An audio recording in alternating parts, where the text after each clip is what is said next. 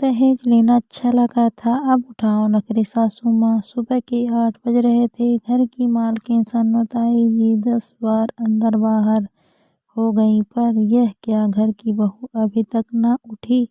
अभी 5 दिन पहले ही तो शादी हुई है, पर अभी से इतने नखरे की सास ससुर उठ गए, लेकिन बहू उठकर बाहर न आई।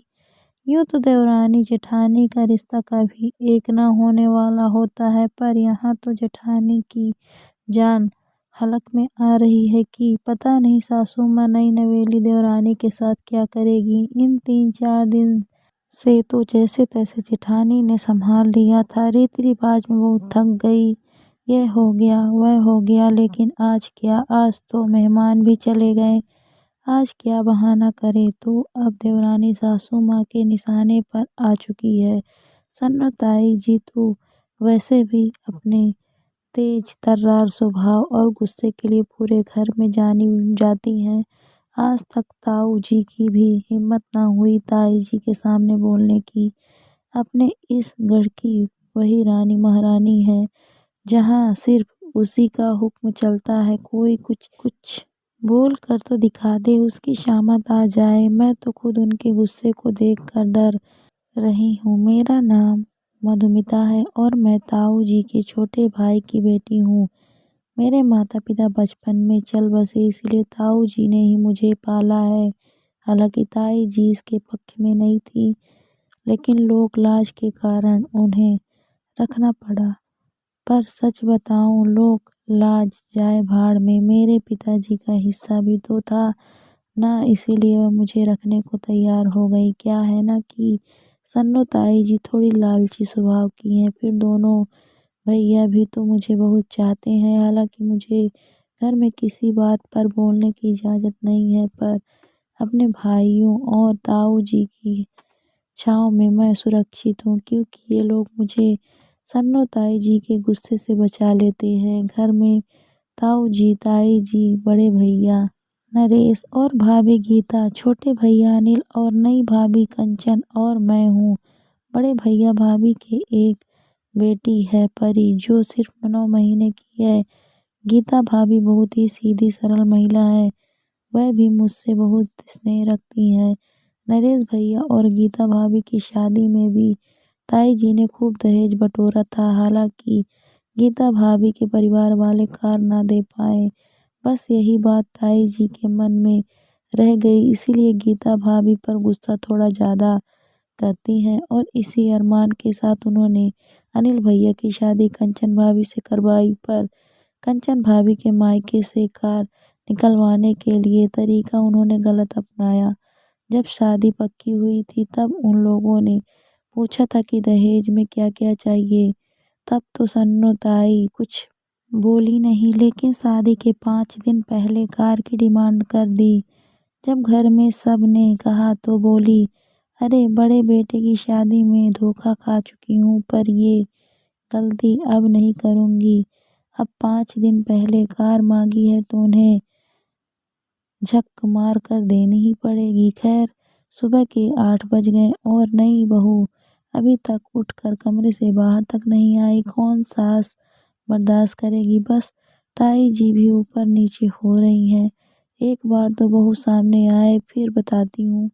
थोड़ी देर बाद नई बहू के कमरे का दरवाजा खुला, पर नई बहू की जगह अनिल भैया बाहर आए और बाहर आते ही सबसे पहले भाभी को आवाज लगाई, भाभी, ओ भाभी, जरा चाय तो बना दो, सिर दर्द से फटा जा रहा है तुम्हारी देवरानी का।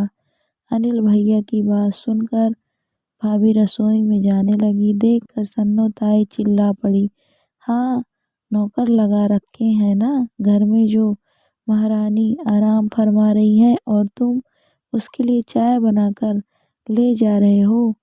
अब तक क्यों ना उठी महारानी? अम्मा कह तो रहे हैं कि सिर दर्द हो रहा है। ऐसा कौन सा गढ़ जीत लिया जो सिर दर्द हो गया है?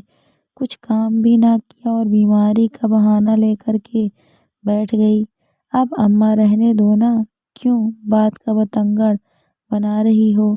गीता बनाकर दे तो रही है चाय।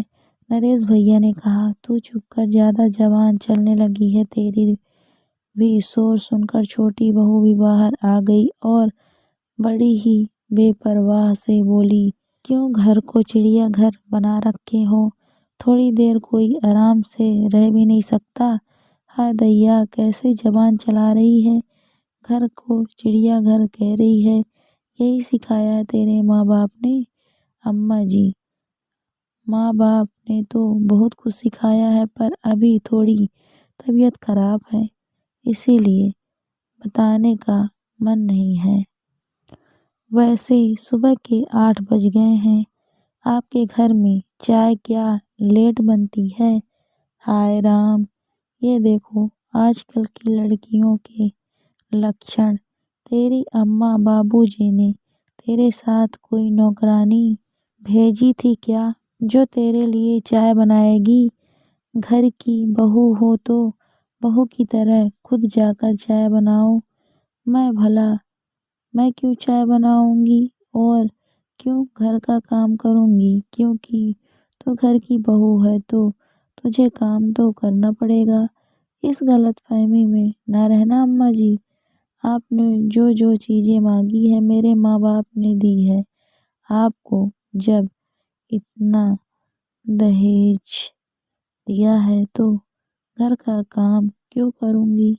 दहेज कोई नाचे गाए का दिया है क्या? अपनी नाक को दिया है। तेरे पिता ने समाज में अपनी इज्जत दिखाने के लिए। माफ करना अम्मा जी, जो मेरे पिता अपनी मर्जी से देते तो वो अपनी नाक को देते, लेकिन आपने तो मांग मांग कर लिया है। शादी के ठीक 5 दिन पहले आपने कार की डिमांड कर दी। कोई कार 500,000 में आती है नहीं, जो खरीद करके दे दी। पर फिर भी मेरे पिता ने आनन फानन में कार खरीद कर दी। जब मेरे पिता ने आपके नखरे उठाए हैं ना, तो आपको भी मेरे नखरे उठाने पड़ेंगे। उफ़ो, महारानी तो बहुत ही आसमान में उड़ रही है। सारे पंख कतरने आते हैं मुझे। यूं ही बाल धूप में सफ़ेद नहीं किए हैं मैंने।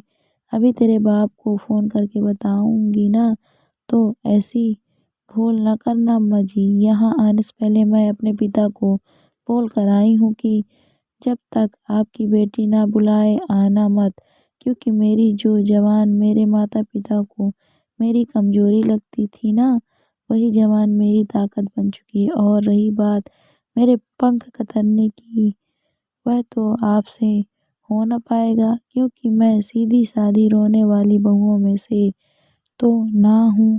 कंचन भाभी इतना कहकर अपने कमरे में चली गईं।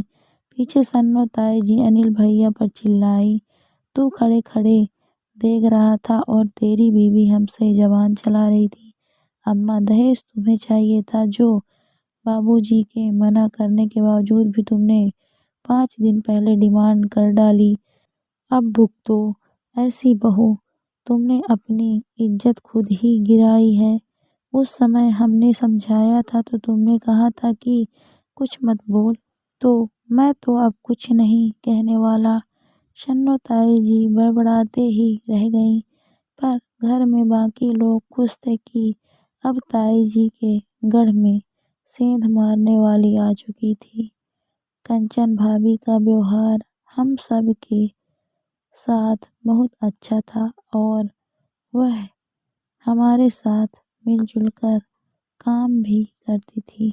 सबसे प्यार से ही बात करती थी, पर ताई जी से उनका 36 का आंकड़ा हमेशा रहा। ताई जी का बोला हुआ काम तो वह बिल्कुल नहीं करती थी।